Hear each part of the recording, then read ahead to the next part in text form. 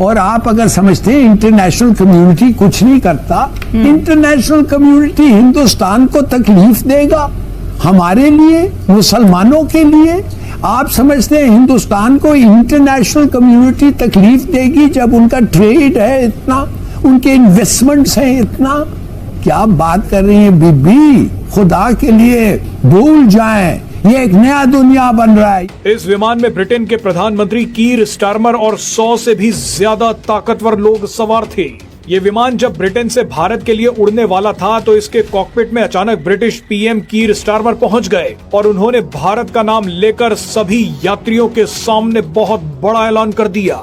कितना सिग्निफिकेंट है ये टूर, और क्या सिर्फ मामला मुश्तरका एलामिया तक महज रवायती कार्रवाई होगी या हम समझते हैं कि वाकई एक नए दौर का आगाज होगा? लाओ लश्कर के साथ दौरे पर गए हैं। लाओ लश्कर भी ऐसा है कि जी पूरा जहाज ही वुज़रा, मुशीरान, ईरान, स्टाफ और पता नहीं कौन कौन साथ गए की वीडियो भी शेयर की गई है। इकबाल के अल्फाज लिखे गए हैं। हिंदुस्तान ने खारजा को पहली दफा दौरे पर बुलाया, बहुत बड़ा मामला है। बहरहाल बात करनी जरूरी है कि उनकी पॉलिसी में क्या बेहतरी की गुंजाइश है, किस तरह से इसे मजीद इम्प्रोवाइज किया जा सकता है, और आज जिस तरह से सारा दिन बातचीत हुई है इसके हवाले से भी बात करना बड़ा जरूरी है। हिलाली साहब, पहले आपकी तरफ आते हुए, सर आपको क्या लग रहा है हुकूमत की पॉलिसी है वो आप सही समझते हैं?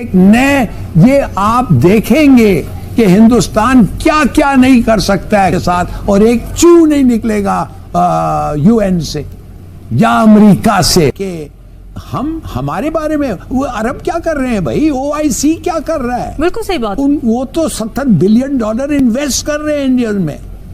What a hoax. ये मुसलमान परवाह ही नहीं करता है जो होता है अपने मुल्क के बाहर। भारत से व्यापार करने की उत्सुकता में ब्रिटिश पीएम कीर स्टारमर अचानक विमान के कॉकपिट में पहुंच गए। कीर स्टारमर ने विमान में बैठे डेलीगेशन से कहा कि मैं कॉकपिट में हूं और आप सभी का इस विमान में स्वागत करता हूं। मैं आपको जानकारी दे दूं कि हम सबसे बड़ा ट्रेड डेलीगेशन लेकर भारत जा रहे हैं। आइए अब आपको सुनवाते हैं कि कीर स्टारमर ने कॉकपिट से क्या कहा। This is the Prime Minister. I'm in the cockpit, and a very warm welcome to BA Flight 9100 to Mumbai. It's really fantastic to have you all on board. This is the biggest trade mission to India that the UK has ever sent.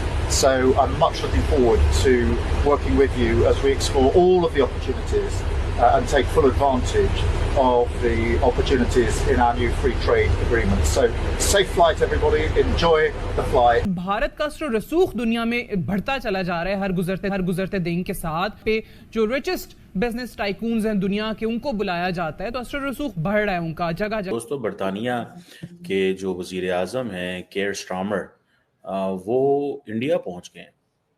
अच्छा, मुझे तो I was not expecting this visit, और ये यकदम visit आया है which is of significant nature in a sense के ये चीज़ establish करना कि उनका दौरा एंड ऑल दिस, ये शायद पता होगा लेकिन मैंने शायद फॉलो नहीं किया होगा इस दौरे को। तो बहरहाल केयर स्टारमर साहब जो हैं, ही इज़ इन इंडिया, और why is he in India, that is a significant question. ये बहुत बड़ा सवाल है, और इस सवाल को मैं थोड़ा सा वो जिसे कहते हैं ना, कोशिश करता हूँ कि एड्रेस करने की कि बरतानिया के दरमियान और इंडिया के दरमियान क्या चल रहा है। आपको याद है कि if you remember few weeks back और months back India UK free trade agreement हुआ है। India UK free trade agreement हुआ है, और India UK free trade agreement से मुराद क्या है? पहली बात तो ये है कि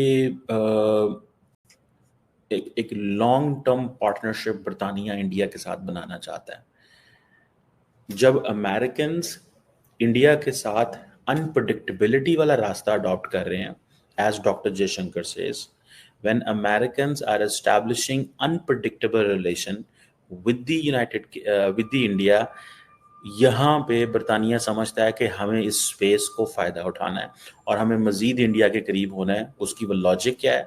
उसकी लॉजिक ये है कि उनके साथ काम करना है। उसकी लॉजिक ये है कि फ्री ट्रेड एग्रीमेंट किया हुआ है इनके साथ। उसकी लॉजिक ये है कि, और वो फ्री ट्रेड एग्रीमेंट में आई थिंक जुलाई में हुआ है इस साल, if I am not wrong. और दूसरी बात ये है कि जो अभी 2 साल पहले तो बरतानिया के पिछले वज़ीर आज़म जो थे वो आए हुए थे, ठीक है जी।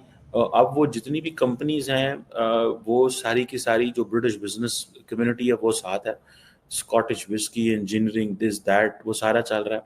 फिर बर्तानिया and UK are having a vision 2035, और इसका मतलब ये है कि India UK are going to have a comprehensive strategic partnership. Road map है जिसे विजन 2035 कहा जाता है, जिसमें तमाम technology, education, science, security, climate, this that, सारा कुछ इसमें जो है वो हो रहा है। सो इस चीज़ को थोड़ा सा what we have to understand. दूसरी बात यह है कि एक वो जिसे कहते हैं ना, सुनने में आ रहा है 125 CEOs, एंटरप्रेन्योर्स, यूनिवर्सिटी प्रोफेसर्स, हर चीज़ वो लेके आ रहे हैं। ये वैसे फ्रेंकली स्पीकिंग दौरे की नेचर भी ऐसी ही होनी चाहिए, way you come with a lot of business community members, with lot of people who are into this game, जो इस गेम का हिस्सा है, आप उनके साथ आते हैं। ठीक है जी। तो ये चीज़ जो है दैट इज़ देयर। और मैं जब इसको देखता हूँ तो मुझे ये लगता है कि ये इंडियंस एंड बरतानिया बेसिकली स्पेस बना रहा है अपनी, फ्रैंकली स्पीकिंग बरतानिया अपनी स्पेस बना रहा है। और उनको इस चीज़ का पता है कि इंडिया के साथ अगर ताल्लुकात को हम लॉन्ग टर्म बुनियादों पे नहीं सोचते। अच्छा, मज़े की बात यह है, अभी रिसेंटली मैं एक ऐसे बंदे से मिला। नमस्कार दोस्तों, जय हिंद। दोस्तों, भारत में यूके पीएम ने 125 लोगों के साथ कदम रखा है, जिसे देखने के बाद पाकिस्तानी मीडिया हिल गई है, और ख़ास करके चीमा। दोस्तों, इसको पता ही नहीं चला कि कब भारत में ये कांड हो गया, क्योंकि इसका आधा दिन तो इसमें चला जाता है कि हम किस तरह से शहबाज शरीफ और आसिम मुनीर को बचाएं और क्या क्या बोले कि वो बच जाए। लेकिन दोस्तों, उसको मेन न्यूज़ पर कोई फोकस ही नहीं है कि भारत क्या क्या गुल खिला रहा है। जी हाँ दोस्तों, भारत में ये पहली बार नहीं हुआ है इस तरह का।